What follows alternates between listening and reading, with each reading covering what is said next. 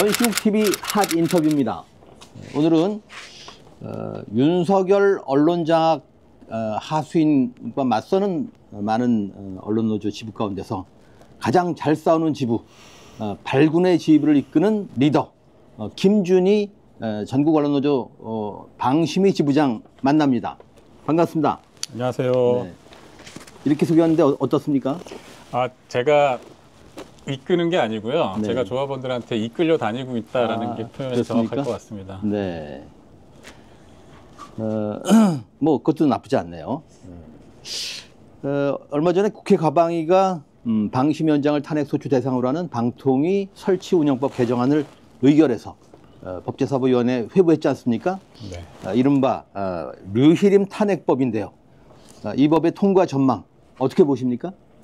정확하게는 류희림 탄핵법이라기보다는 네. 방심위원장을 탄핵 대상으로 삼는 법 개정안이고요. 네. 헌법에 그 탄핵 대상을 열거를 하면서 기타 법률이 정하는 공무원이 탄핵 소추가 가능하도록 규정이 돼 있는데, 이제 방통위법을 개정해서 방심위원장도 탄핵을 하려면은 이제 정무직 공무원으로 보한다라는 내용이 추가가 됐고, 이제 탄핵 소추 의결을 할 수 있도록 개정을 하는 거예요. 근데 이걸 일각에서는 방심위를 국가 기구화하는 것이다, 국가 검열 강화를 우려한다라는 우려가 일부 있는데, 제 개인 생각을 말씀드리면 방심위원장을 탄핵하기 위해서 방심위원이 9명인데 그중에 이제 상임위원 3명만 정무직 공무원으로 보한다라는 내용을 이제 국가 기구화다라고 규정하는 것에는 동의하지 않고요. 저는 지금처럼 대통령이 일방적으로 방송장악의 도구로 방심위를 악용할 수 있는 구조 하에서는 일정 부분 국회가 견제를 할 필요성이 있다.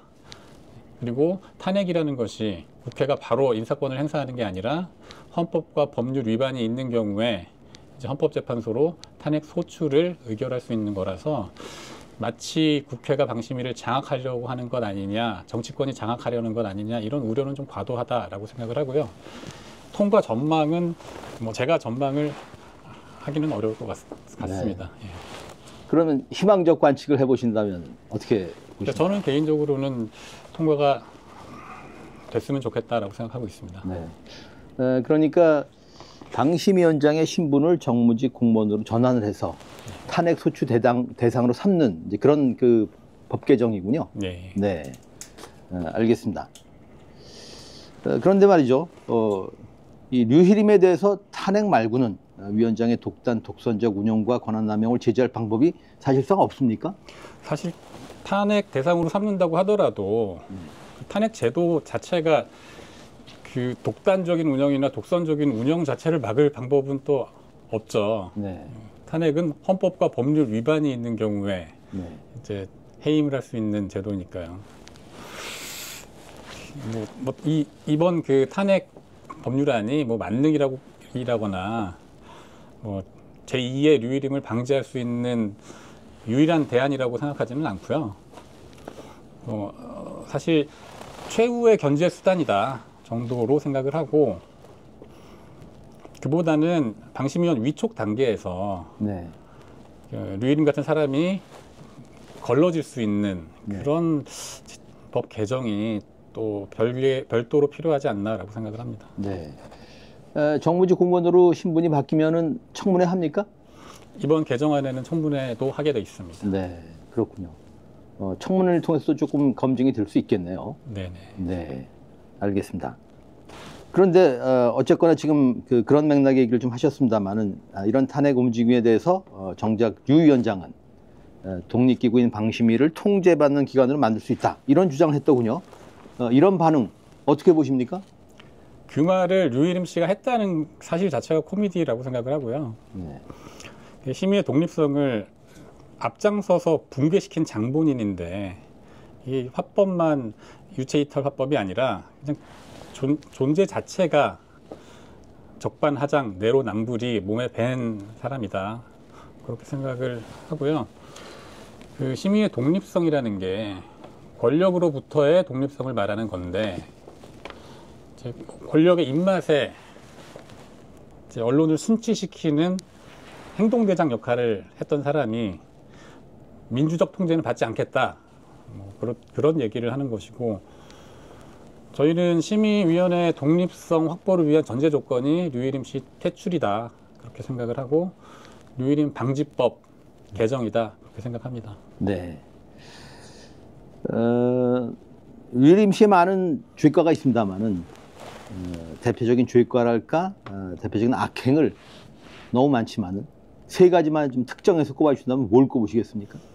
우선은 뭐 명백한 불법 행위라고 할 수 있는 가족들 동원해가지고 가짜 민원 넣고 청부 심의를 했던 거요. 네. 그게 이제 형법상 업무 방해죄에도 해당이 되고 이해충돌 방지법 위반이기도 하거든요. 네. 그리고 여기에 대해서 국회에서 이제 위증을 한 것도 처벌 대상이고요. 네. 그 민원 사주를 하고 뭐 청부 심의를 한 게 단지 그 심의의 절차적인 하자에 그치는 게 아니라 방심위라는 기관의 신뢰성을 뿌리부터 흔든 사건이라고 생각을 합니다. 일단은 첫 번째로 그 민원 사주 청부 심의가 있겠고, 세 가지를 말씀하라고 네. 하셔서, 두 번째로는 그 자기 잘못을 덮겠다고 직원들한테 몽둥이를 들었다라는 건데요. 공익신고자 색출하겠다고 특별감사하고 검찰에 수사 의뢰했던 일, 네. 또 팀장들이 의견서를 제출을 했을 때 11명 중에 8명을 뭐 직원으로 강등시키고 좌천하는 보복 인사를 했던 일, 네. 또 뭐 아니 그냥 평직원들, 뭐 이렇게 1인 시위 열심히 하고 노조 활동 열심히 하는 직원들 승진 안 시키는 소심한 보복 인사를 했던 일, 아무튼 네. 직원들을 다 적으로 돌렸어요, 그동안. 네. 예. 그리고 마지막으로 하나 더, 뭐 하나를 꼽기가 사실 어려운데, 네. 저희가 방심위하고 선거방송심의위원회에서 결정한 심의 결정들이 소송이 제기된 게 30건인데 네. 30건이 전부 행정법원에서 집행정지가 됐고, 지금 1심 본안 판결이 3건이 나왔는데 3건 전부 방심위 결정이 취소가 됐습니다. 네. 이렇게 뭐 소송에서 33전 33연패를 하고 있는데 여기에 네. 대해서 일말의 부끄러움이나 미안함이 없어요. 네. 사람이. 인간으로서 어떻게 저럴 수가 있나 싶을 정도로 그렇습니다. 네. 그러네요, 정말. 뭐 후한무치의 적반하장에.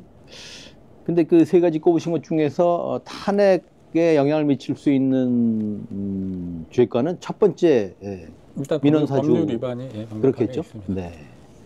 국회 위증은 네. 벌금형이 없이 징역 1년 이상으로 규정이 되어 있거든요. 그렇군요. 네.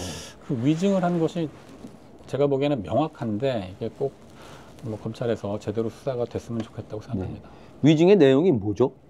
본인이 가족, 뭐 쌍둥이 동생이 민원을 넣었다는 사실을 네. 보고를 받았는데 보고받지 않았다라고 거짓말을 한 것이었어요. 그랬군요.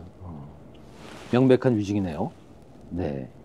국회 과방위가 방심위원장 등의 임금을 삭감해서 평직원 처우 개선에 활용하라 이런 권고를 했더군요. 그러자 류 위원장이 처우 개선에 쓰라는데 그 기준이 어떻게 되는지 알 수 없고 국회 요구로 독립기관장의 연봉을 삭감하면은 앞으로 누가 소신껏 일을 할 수 있겠느냐 이렇게 반응했더군요. 그런데 처우 개선 기준을 마련하는 게 그렇게 어려운 일인가요? 국회에서 방심위 예산을 삭감한 게 류일임 표 삭감이고 정치 심의를 그만두라는 거잖아요. 네. 그래서 직원들한테는 피해가 가지 않도록 인건비 총액은 삭감하지 않고 방심위원장 등 4명에 대해서 2억 4,200만 원을 삭감해서 해당 금액을 평직원 처우 개선에 써라 라고 부대 의견을 의결했던 거예요. 네. 근데 그러니까 국회에서 금액까지 딱 명시를 해서 기준을 제시를 했는데 그게 막 대단히 가혹하게 류일임 연봉을 막 삭감하는 게 아니라 기존에 과도하게 높은 연봉을 받았던 것을 국무총리급 연봉을 받았거든요. 그렇다면서요? 그거를 차관급으로 조정하라는 거였어요. 네.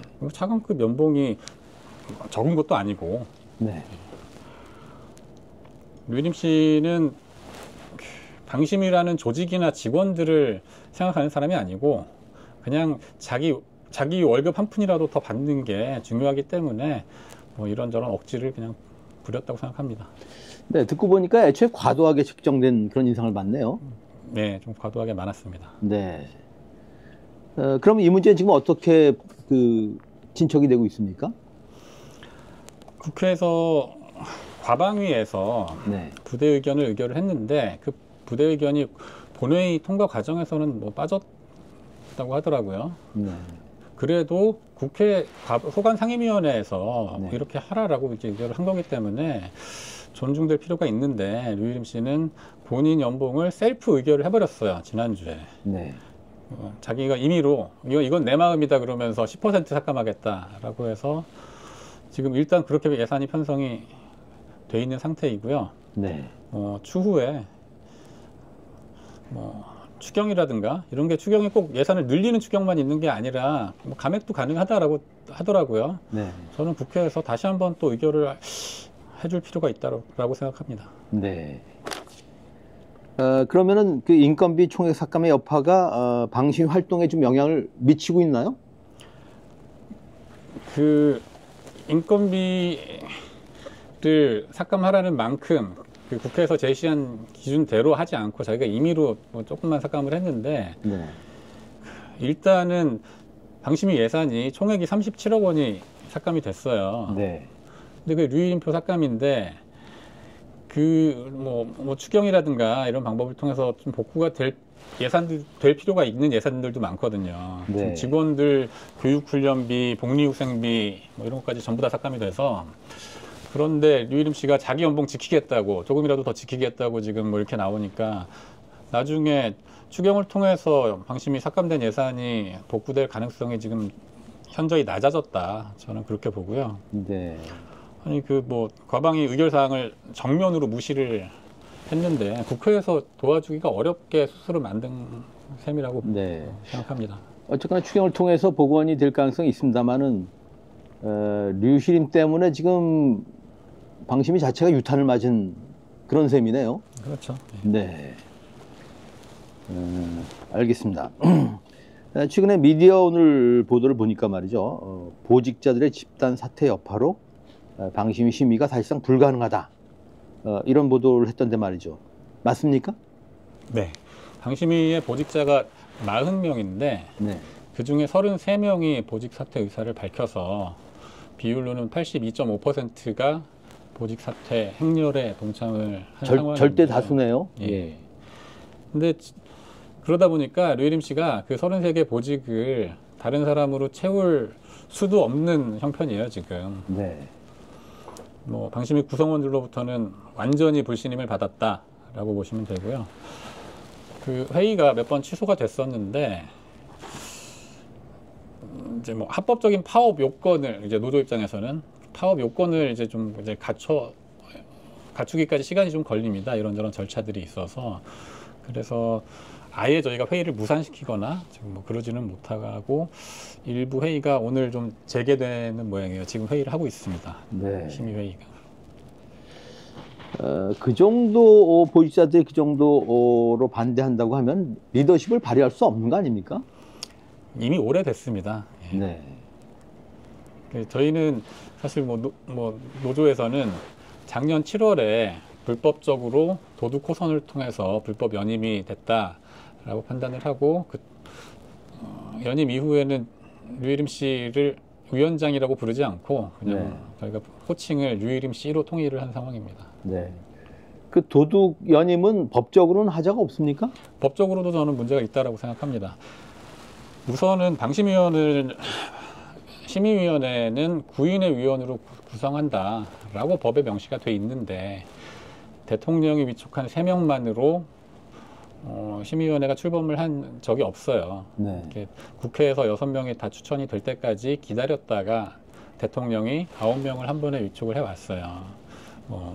날짜가 조금씩 차이가 난다고 하더라도 국회에서 이미 다 이제 심의위원 대상자가 확정이 되고 나서 대통령이 기다려줬다가 9명을 위촉을 하는 게 맞는데 그렇게 하지 않고 3명만으로 지금 9명 중에 6명이 공석이고 3명만 위촉이 된 상태에서 또 호선을 할 때는 그때 임기가 일주일 정도 남은 사람들 2명을 섞어가지고 그러니까 이제 5기 위원 2명과 6기 위원 3명이 6기 위원장을 호선을 한 거예요. 근데 호선이라는 게 선거권과 피선거권이 일치하는 일종의 선거잖아요. 그러네요. 이제 피선거권이 없는 사람들이 껴가지고 네. 이제 호선을 같이 했다라는 것도 이제 뭐 상식적으로 말이 안 되는 것이고요.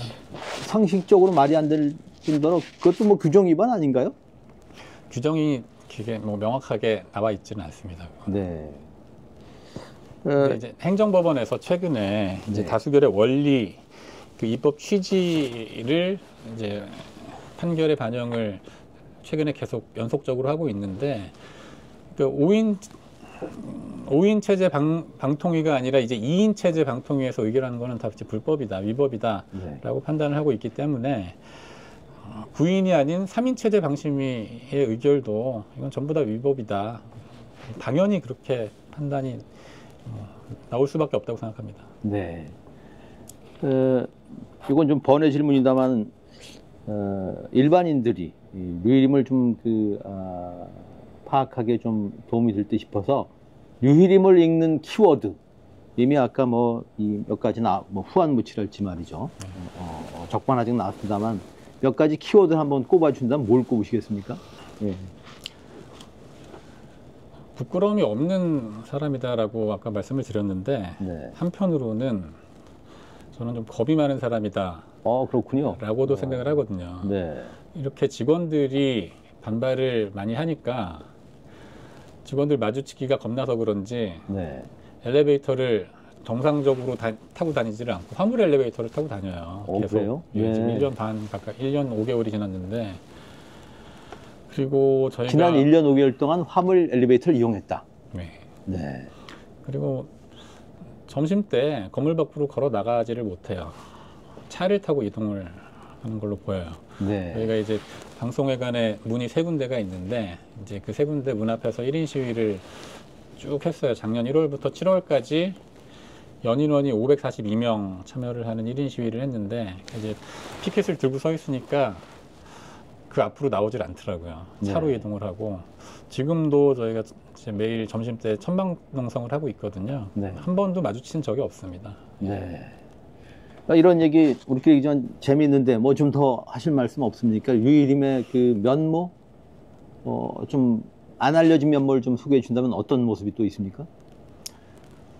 그분이 처음 왔을 때 약간 좀 무속에 관심이 있다라는 얘기가 좀 있었어요. 그래요? 네. 뭐 꼭 무속이라고 표현하기는 좀 그런데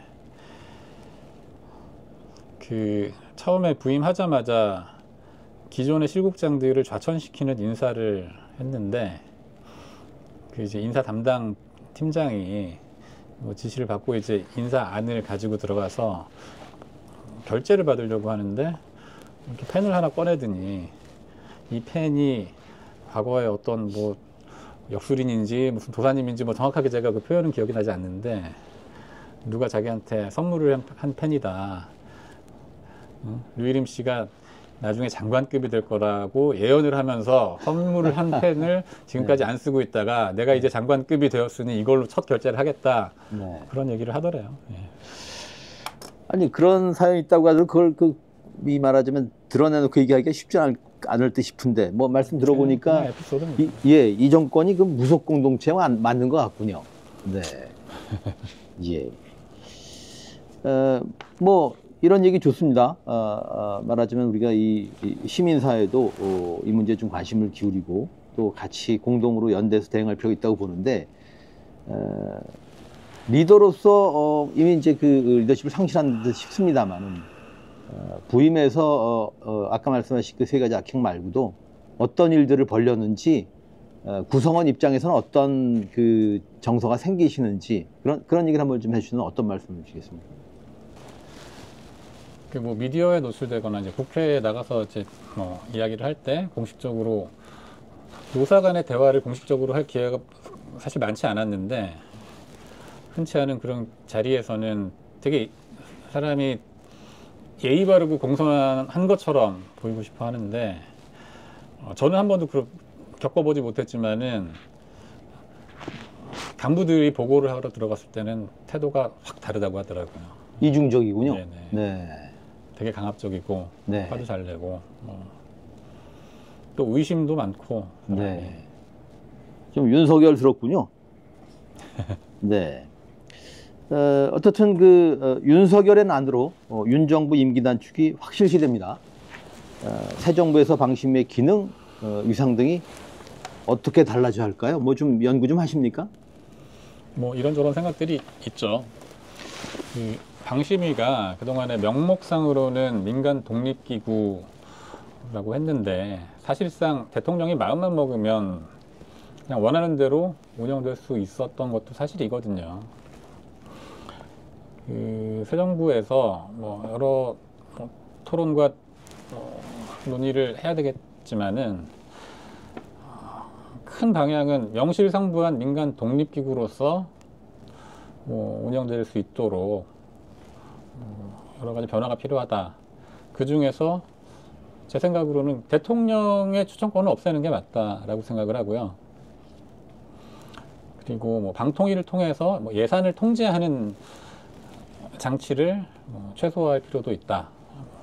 독립성을 어떻게 보장할 것인가가 저희 입장에서는 가장 중요한 화두인 것 같고요. 최근에는 보도 공정성 심의를 폐지하자 이런 법안들이 발의되기도 했는데 이 부분에 대해서는 아예 폐지를 하는 게 맞을지 아니면은 공정성 위반을 이유로 제재를 하려면은 심의위원 의견이 전원 일치되는 경우에 한해서 제재할 수 있도록 하든지 여러 가지 대안들도 있을 거라고 생각을 하고요.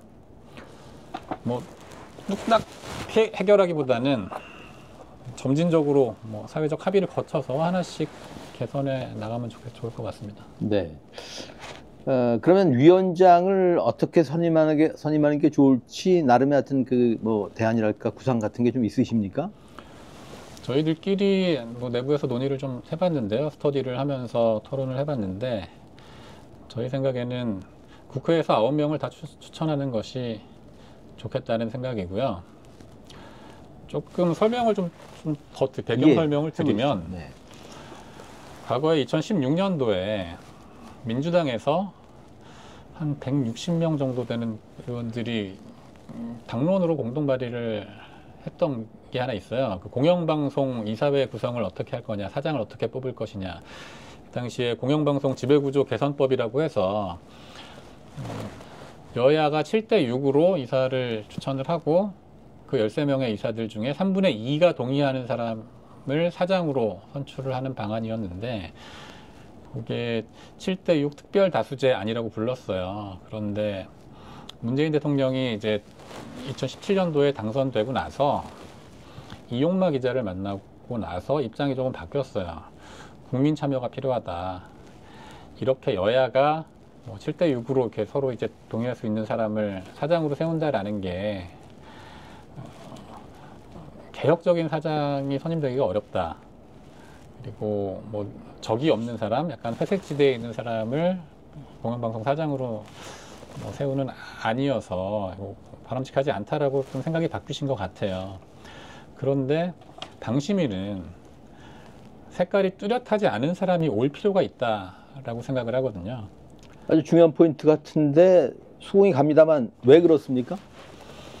정치 색깔이 너무 뚜렷한 사람들은 그리고 본인을 추천한 정당에 충성하는 경향이 있어서 방심위가 거의 국회를 옮겨다 놓은 것처럼 그냥 정쟁의 장이 되는 경우가 그동안 많았습니다.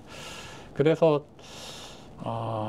이제 저희 생각에는 국회에서 추천을 하더라도 양당이 다 동의할 수 있는 사람 또는 이제 비토권을 행사를 해서 저 사람은 안 돼라고 이제 너무 극단적으로 치우친 사람이 아닌 누구나 수긍할 수 있는 사람을 방심위원으로 추천하는 것이 옳다라고 생각을 하고요. 구체적으로는 이제 국회의장이 심의위원 추천위원회를 구성을 하되 거기서 이제 여야가 추천을 하더라도 그 중에 이제 3분의 2가 서로가 이제 동의할 수 있는 사람을 추천을 하는 방안이 저는 불가능하다고 생각하지는 않거든요. 네. 그러나 기본적으로 뭐 정치적 후견인제랄까요? 이런 그 큰 틀은 벗어나기가 좀 어렵다는 말씀 같습니다. 아니요, 그것을 벗어나기 위해서 네. 이렇게 이제 뭐 전문가 단체들에서 추천을 뭐 복수를 받아서 그 중에서 이제 누구를 방심위원으로 심의위원으로 추천할 것이냐는 정치권에서 추천을 하더라도 양당에서 다 동의할 수 있는 사람으로 추천이 되어야 한다라는 거죠. 네. 어느 한쪽에 이 추천권을 각자 나눠 먹기 하는 것이 아니라 양당이 네. 모두가 동의할 수 있는 수준의 사람을 추천하는 게 저는 불가능하다고 생각하지는 않습니다. 네. 방통위와의 관계에서의 위상이랄까요? 방통위 관계는 어떻게 정립하는 게 바람직하다고 보십니까? 그동안에 사실 방통위 심의 의결에 대해서는 방통위와 방심위가 수직적인 관계는 아니었어요. 네. 이제 다만 예산을 뭐 방통위가 편성해 주는 대로 저희가 교부받기 때문에 아무래도 뭐 의존적이라 그럴까 뭐 예속적인 관계가 일부 있기는 있었는데요. 그러니까 이 정부 들어서기 전까지는 특별한 문제는 없었다고 보시는 건가요? 네네. 네.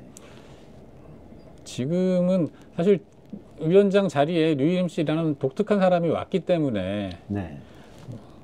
뭐 오자마자 이동관이 한마디 하면은 류일임이 한마디 하고 똑같은 뭐 이런 뭐 작전 짜고 하는 것처럼 보였는데 그동안에 그렇게 뭐 방통위와 방심위가 방통위가 지시하는 대로 움직이고 그런 관계는 아니었습니다. 네. 그럼 아까 그런 방향으로 위원장을 선임하는 지도가 바뀐다 그러면 류일임 같은 사람은 원천적으로 올 수가 없겠네요. 그렇죠. 예. 네. 알겠습니다. 방심의 정상화 관련해서 국회와 시민사회 나름의 당부랄까 나름의 호소를 하신다면 어떤 말씀을 하시겠습니까? 그동안에 방심위 노조와 직원들이 류일임 체제에 저항해온 것에 대해서 관심 가져주시고 응원해 주신 거 감사하게 생각하고요. 앞으로 국회에서는 법률 개정을 통해서 방심위가 표현의 자유와 또 그 한계에 대해서 뭐 어떤 공론장 역할을 할 수 있는 기관으로 거듭나도록 진지하게 논의를 해주시면 좋겠고요. 시민사회 역시 방심위가 제 역할을 잘 하는지 뭐 애정어린 눈으로 감시를 해주시면 좋겠습니다. 네. 그동안 그 류일임 하의 심의 가운데서 가장 문제적이었던 심의로 뭘 꼽으시겠습니까? 저는 오자마자 가족 동원했던 그 심의가 뉴스타파 인용 보도들이었거든요. 네.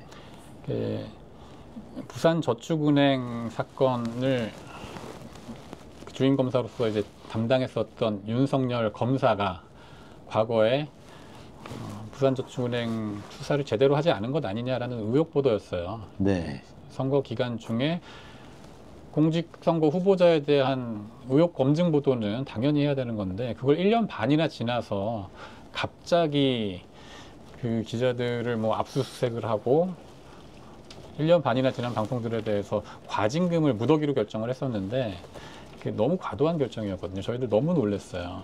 지상파 방송에 대해서 방심위가 과징금 결정을 한 게 16년 역사상 한 건인가 두 건밖에 없었어요. 네. 그런데 갑자기 단순 인용 보도에 대해서 과징금을 그렇게 막 1억 4천만 원이나 무더기로 결정하는 거 보고서 아 이건 말도 안 된다. 많은 직원들이 그렇게 느꼈었습니다. 그 정치 심의, 정파적 심의를 한 거군요. 그렇죠. 네. 지금 저기 류일임은 사퇴하라고 돼 있고 이 노트북에도 이렇게 지금 그 스티커 붙어 있습니다만은 윤석열 대통령의 탄핵 인용이 거의 확실시된 이런 환경도 영향을 좀 미칠 거로 보는데 류일임이 사퇴할 가능성은 1도 없습니까? 저는 없을 거라고 봅니다. 그래서 저희가 이제 강제로 끌어내리겠다라고 저희는 열심히 또 싸우고 있고요. 알겠습니다. 열심히 싸워서 좋은 성과 거두시기 바랍니다. 네. 네. 오늘 방심위 노조의 그 김준희 위원장 만나봤습니다. 고맙습니다. 감사합니다. 수고하셨습니다. 네.